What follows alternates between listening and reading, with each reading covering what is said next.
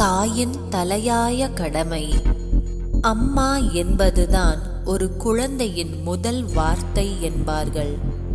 ஒரு குழந்தையிடம் யாரேனும் உனக்கு அம்மா வேண்டுமா அல்லது அப்பா வேண்டுமா என்று கேட்டால் அக்குழந்தை பெரும்பாலும் அம்மாதான் வேண்டும் என்றே கூறும்.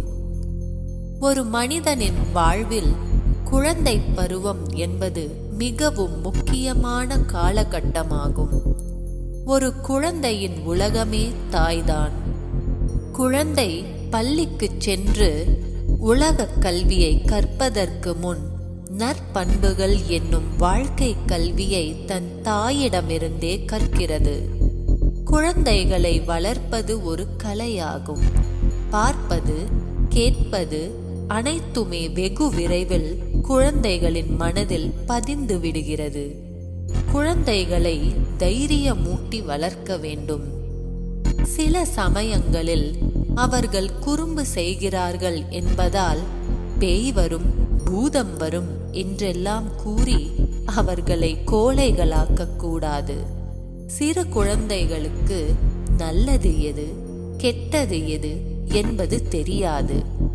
எல்லாவற்றிலும் உள்ள நல்லதையும் கெட்டதையும் அவர்களுக்கு உணர்த்த வேண்டும். ஒரு குழந்தை நெருப்பை தொட முற்படும் போது பெரும்பாலும் தாயானவர் உடனடியாக குழந்தையின் கையை பிடித்து இழுத்து சென்று விடுவார். குழந்தையை கடித்து கொள்வார் அல்லது அதட்டுவார். இப்படியெல்லாம் செய்தால் குழந்தை என்ன பாடத்தை கற்றுக்கொள்கிறது? அம்மா பார்க்கும்போது நெருப்பில் கை வைக்க கூடாது. அப்படியானால் அம்மா வீட்டில் இல்லாத போது குழந்தை நெருப்பை தொட முயற்சிக்கலாம் அல்லவா? குழந்தையை அன்புடன் அணைத்து கொண்டு அதன் விரலை பிடித்து மெதுவாக நெருப்புக்கு அருகில் கொண்டு சென்று நெருப்பின் உஷ்ணத்தை அக்குழந்தைக்கு உணர்த்தலாம். அப்போது குழந்தையே நெருப்பு சுடும் என்பதை உணர்ந்து கொண்டு கையை இழுத்து கொள்ளும். அதன் பிறகு அம்மா பார்த்தாலும் சரி அல்லது பார்க்காவிட்டாலும் சரி நெருப்பை தொட முயற்சி செய்யாது. குழந்தைகள் ஏதேனும் தவறு செய்துவிட்டால் சாமி கண்ணை குத்திவிடும் என்று கூறி அவர்களை பயமுறுத்தும் தாய்மார்களும் இருக்கிறார்கள்.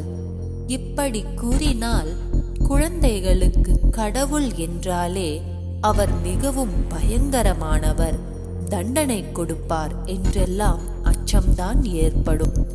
பிஞ்சு மனங்களில் கடவுளை பற்றிய எதிர்மறையான விஷயங்களை கூறி அச்சத்தை வளர்க்கக்கூடாது. கடவுள் அன்பானவர், கருணை நிறைந்தவர், நம்மை எல்லாம் காப்பவர். அவர்தான் அனைவருக்கும் தாயும் தந்தையுமானவர். நாம் அவர் மீது அன்பும் நம்பிக்கையும் வைத்தால் அவர் எப்போதும் நமக்கு துணையாக இருப்பார். இது போன்ற நேர்மறையான விஷயங்களை கூறி அவர்களின் இளம் மனங்களில் கடவுள் நம்பிக்கையை வளர்க்க வேண்டும். இது தாயின் கடமையாகும். சிந்தனை துளி. 5 வளையாதது 50 வளையாது. இளம் பருவத்திலேயே குழந்தைகளை நல்ல விதமாக வளைத்து வளர்க்க வேண்டும்.